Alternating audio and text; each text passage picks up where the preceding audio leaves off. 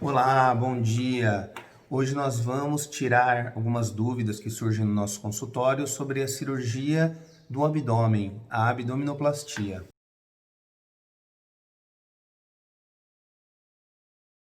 Existem vários tipos de abdominoplastia.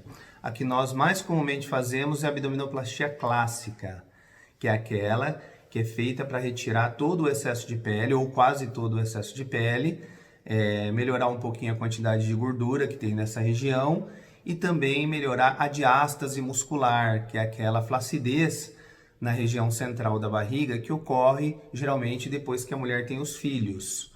Porém, existem algumas outras técnicas que são chamadas de mini abdominoplastia.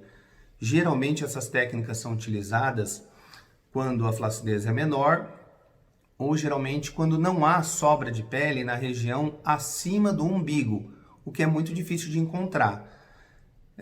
Comumente a gente percebe esse tipo de situação em mulheres que são bem magras ou que não tiveram muitos filhos, né? Que tiveram, por exemplo, uma gestação. Às vezes a sobra de pele que ocorre não é uma sobra total no abdômen inteiro, e sim uma sobra que fica mais embaixo do umbigo. Nesses casos, e eu digo, em casos muito selecionados, a gente pode realizar a mini abdominoplastia, que costuma ter uma cicatriz um pouquinho menor. E aí existem também vários tipos de mini abdominoplastia. Mas eu volto a dizer, é uma cirurgia de exceção.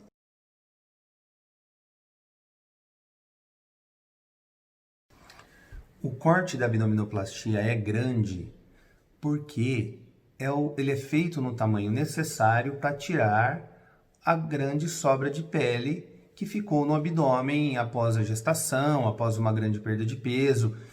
Então, o tamanho do corte não é bem assim uma coisa que o cirurgião opta por fazer isso, mas é sim um procedimento necessário para retirar toda essa pele que restou. Lembrando que quando a gente faz lipoaspiração, a gente não tira a pele, a gente simplesmente aspira o excesso de gordura. Para retirar a pele, ainda não se descobriu uma outra técnica que não seja com corte, com cicatriz.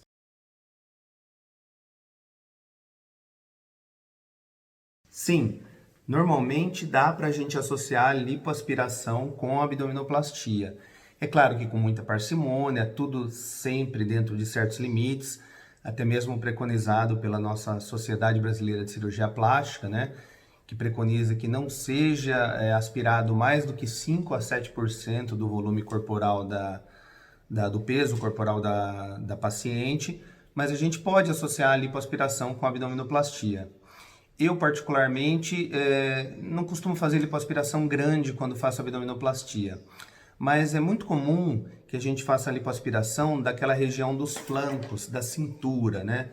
Que fica aqui na lateralzinha da região do abdômen.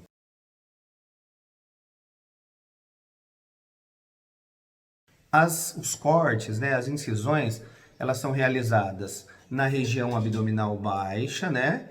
É uma cicatriz em arco, arciforme, que a gente chama, que fica próximo da região da virilha. E essa é uma cicatriz que comumente dá para ser coberto pela roupa íntima, né, da paciente, pela calcinha ou pelo biquíni. E também existe uma incisão ao redor do umbigo da paciente. Então, essas cicatrizes ficam depois no pós-operatório. A cicatriz na região abdominal baixa, que é a cicatriz maior, e uma cicatriz circular na região do umbigo.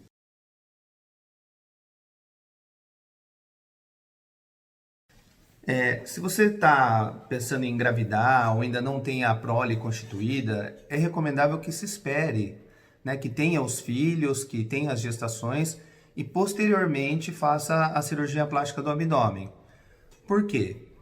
Porque nessa cirurgia é feita uma grande ressecção do excesso de pele, é feita uma costura da musculatura na região abdominal e tudo isso, caso você engravide de novo, pode voltar a ocorrer. Tá? Muita gente me pergunta se vai ter algum prejuízo na gravidez se engravidar após ter realizado a abdominoplastia. Geralmente não tem, não que não possa se engravidar depois de fazer a abdominoplastia, não costuma se ter prejuízo. Eu já vi algumas pacientes se queixarem de dor, né, de um pouquinho de incômodo, mas não existe um trabalho bem documentado na literatura referindo que é um prejuízo em crescimento fetal, crescimento uterino. Porém, vai ocorrer certamente uma perda do resultado. Então a gente recomenda que a mulher tenha seus filhos para depois fazer a abdominoplastia, exceto naqueles casos onde houve uma grande perda de peso, por exemplo, pacientes pós-bariátricas que não pretendem engravidar nos próximos 10 anos e que têm muita sobra de pele no abdômen. Nesses casos, a gente pode abrir uma exceção e realizar o procedimento.